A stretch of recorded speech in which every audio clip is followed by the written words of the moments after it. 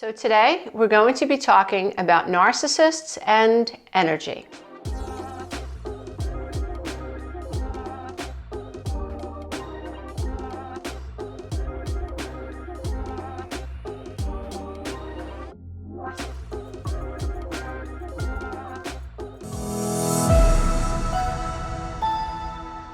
If you love this content, please don't forget to click the subscribe button and the notification bell. This way, every time I upload a new video, you, dear one, will be the first to know. So in talking about narcissism and energy, my hope is that those of you who are discovering that you're in some type of a toxic relationship dynamic, those of you who are wishing to end a relationship, perhaps with someone who is either narcissistic for sure, someone who has a personality disorder, or someone who has high narcissistic traits. If you're looking to end that relationship, I wanted to have a session around the concept of energy for the purpose of allowing you to see things perhaps from a different angle, which might make things a little bit easier for you to understand. When you are in a toxic relationship dynamic, it is like your world becomes super small. There are so many emotional things happening. Your mind is being twisted by gaslighting. There could be triangulation happening, which means that someone that you have trusted is now talking about you behind your back. And make no mistake, this is purposeful. This is this person's agenda to sort of take out an emotional insurance policy. And so while they in front of you might praise you, behind your back they're telling your friends, your mom and your dad that they're worried about you, that they're afraid you're losing it. So they're setting the stage. They may lie and tell your best friend or coworkers that you have a drinking problem, or that you don't eat properly, you have an eating disorder, or that you're making a lot of mistakes suddenly at home and they're concerned about your cognition. And they're setting the stage for if and when you get tired of them, for if and when you decide you no longer want to be with them. They have already created this idea or this doubt in the minds of those that you care about that suggests that maybe there was something wrong with you. So now when you go to them and you tell them about what the narcissist has put you through, they don't believe you because the narcissist got to them first. And that's the purpose of triangulation. When you are in a relationship with someone who is gaslighting you, the ultimate gaslighting would be to make you sick and then to blame you for being sick. So you find yourself feeling really ill, feeling run down, maybe depressed. Maybe you're not aware yet that this relationship is causing true mental health issues with you, like anxiety, like cognitive dissonance, like depression. And you reach out to your partner and you say, I think I need to go to the hospital, or I think I need to go talk to someone. And then they put you down because you need to go take care of yourself. Why should I go with you? You think I'm going to waste my time holding your hand? It's your fault that you're depressed. It's not my fault that you're depressed. Why should I not go on vacation because you're upset? There's something wrong with you. That's why you're sick. It's the ultimate gaslighting experience. It's like gaslighting on steroids. So they create the situation, or definitely put it in play with gaslighting. You start to experience physical symptoms, and now they're hurting you more on top of it by blasting you and criticizing you and making you feel guilty for why you feel this way. When you're dealing with this type of a person, you are so emotionally overwhelmed. You are trying to figure out what is really going on. This person is 10 steps ahead of you. They tell you that they need you to do these 5 things, and you do the 5 things, and they come up with 10 more things that they think you should do. And you keep trying to chase this carrot. Well, if I do this for my husband, or I do this for my wife, or I do this for my son, if I do this for my daughter, then they'll love me. Then they'll be nice to me. Then this harassment will end. You do all of those things, and still here comes another list of complaints and another list of wrongs. And so the bar is always being moved. So you have to really be careful of that. As someone who has had her fair share of toxic relationships, someone who looks over her shoulder and routinely says, what happened there? How did I get there? What was really going on?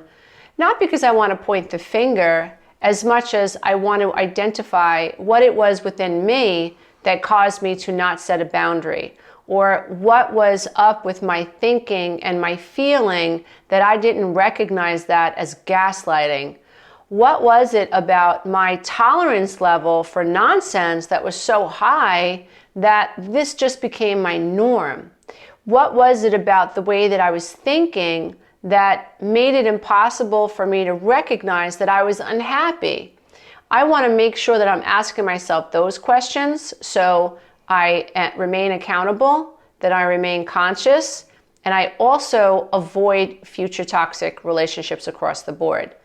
When we're talking about energy, I think that it can cut through some of the muck and the mire and help us recognize what we need to do. Because essentially, if you find yourself in a relationship with a narcissist isn't going to change. They are built to not change. They are built to keep the ball in play. They are built to keep the mask adhered to their face. They're literally wired that way or built that way. And so this idea that you are empathic and you see this person's wounds, and if you love them enough and stand by them enough and change enough, one day they're going to wake up and pat you on the back and say, yes, you're good enough, is an illusion. That's not the way this works. After much, much pain, you hit rock bottom and you have some type of an emotional breakdown, or you have what really is a spiritual awakening where you realize nothing is going to change this. No matter how much I change, no matter how many emotions I invest in this relationship, this person's never going to be happy. It's going to be Groundhog's Day for the rest of my life, and you realize I'm done. So now you want out. While you're in it, very hard to see, but when you look over your shoulder and you're aware of it, it's important for you to take inventory of how it is that you got there. Now, one of the things that I've relied on in my life is understanding energy. If you think about someone who is highly narcissistic, we're thinking about someone who lacks energy. Investigating someone or understanding someone whose energy comes from the outside. So imagine that a narcissist is like an extension cord and they need to plug into someone or something or some experience to become energized. So they aren't self-sustaining. They can't regulate their emotions. They need contrast from the outside. They need you to react in a way, positive or negative. So whether you admire the narcissist and tell her how beautiful she is and reinforce this idea that she's the most gorgeous person on the planet, or you are afraid of this person and you will do everything that she wants you to do, it matters not. The key to remember is a narcissist wants something from their environment, which we call supply. So now if you think about an extension cord is nothing unless it can plug into something. And so a narcissist lacks energy. So when you think of it that way, you have to see yourself as an energetic supply. Now, how does that help you? It helps you because you recognize that your response to this narcissist is going to bring them back to life. It's going to energize them. Those of us who are somewhat healthy, we look to energize ourselves. So a super healthy person is someone who lives with intention. They wake up in the morning, they meditate, they journal, they have goals, they set those goals. They know that it's up to them to actually set those goals, meet those goals. They fall off, they get back up again, and they keep going, moving towards those goals. If you're super healthy, then you don't rely on others to make you happy. If you want to get up and do something, you get up and go. Even if it's difficult for you to do it, you know that your happiness isn't dependent upon other people. You look to make things peaceful, so harmony is your agenda. You don't want to burn bridges. You don't have to hang out with somebody, but you don't have to poke the bear either. So you're not looking to burn bridges. You're not looking to poke bears. You're not looking to be an antagonist in someone's life. But if you need to set a boundary, you're able to set a boundary and you're able to walk away. Nothing wrong with that. When you're a narcissist, however, you cannot get through life without admiration, You cannot get through life without having people from the outside reinforce your grandiose perception of self. Now, narcissists have a perception of self. If they think they are the smartest, most spiritual person in the room, you can expect this person to criticize you at every move. If you have a vulnerable moment and you share a hard time, this person might jump all over you and ridicule you and tell you what you were doing wrong.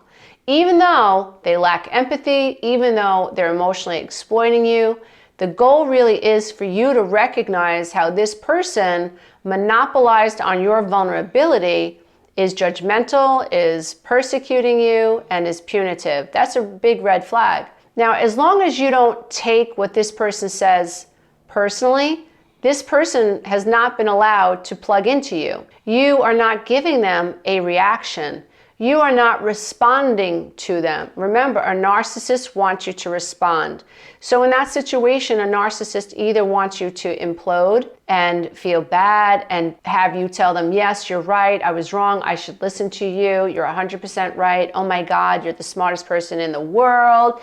How could I get through life without you? What would I do without you? If the narcissist has this perception of themselves that you need them, then that is the narrative.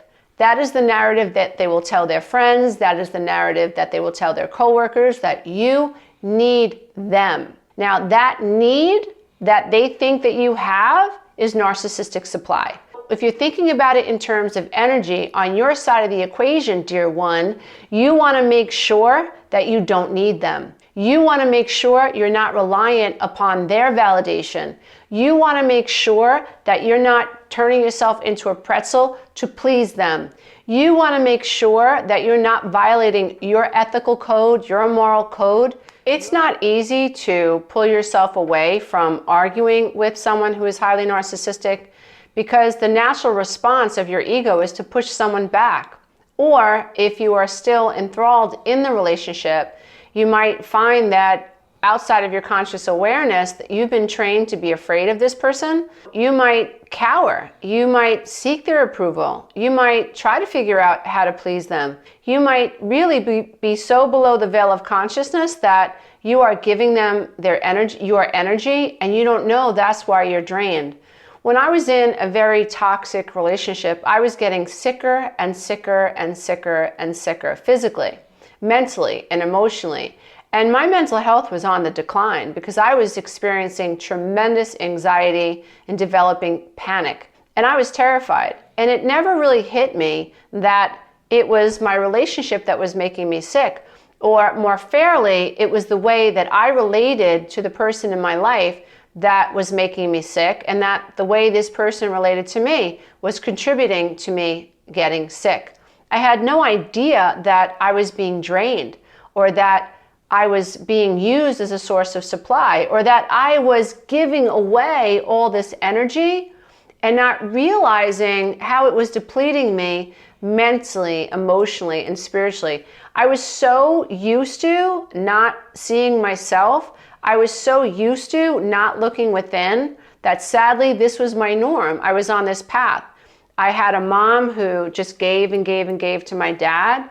I had a sister who gave and gave and gave and gave. I had a brother who also had codependency.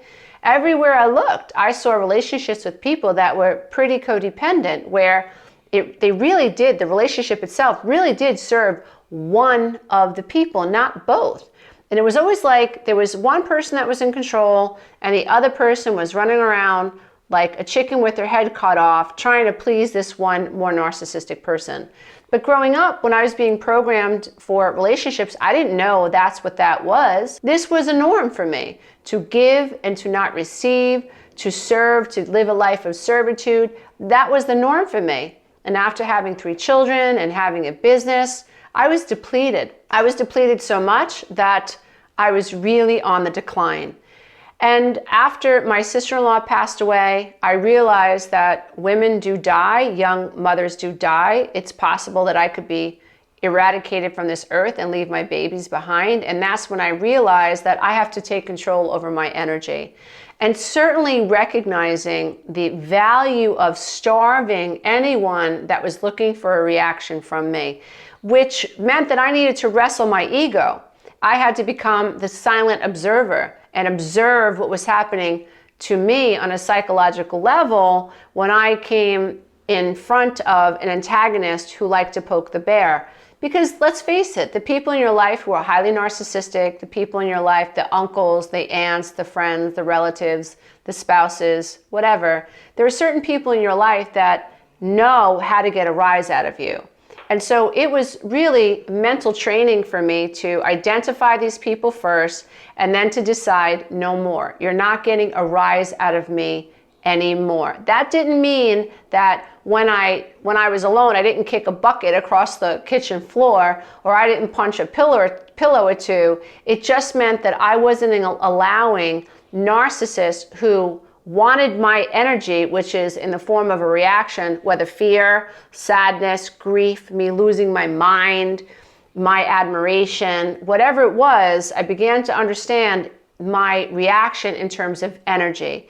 And I thought, if I stop allowing this person to plug into me, if I stop allowing myself to give them a reaction energetically, we are no longer a match. Because where does an extension cord want to go? An extension cord needs to be plugged into an outlet that's flowing energy. I just decided I'm not going to be that source of energy for someone who is highly narcissistic anymore. Now, this takes great self-awareness. This takes great self-accountability. This creates an opportunity for you to be truly self-reliant, because when you're breaking this cycle between someone who is narcissistic and you are letting go of needing to please them. You are letting go of needing to control how they see you, which is a trap, dear one. A narcissist tells you who they want you to think they are. So if they have a negative perception of you, you're so selfish, you're so anxious, you're so manipulative, you're narcissistic, the more empathic you are and sometimes codependent you are, the more you're going to try to convince this person that you're not those things. That's a trap. So it's super important that you allow people to have their faulty perceptions of you, and you no longer spend your precious God-given breath on earth trying to convince someone who's only trying to hurt you and bring you down and drain you that you are not who they want you to believe they think you are. I say, namaste. You're allowed to think whatever you want of me. I am no longer going to battle you or try to convince you I am not who you think I am. In fact, I'll go a step further.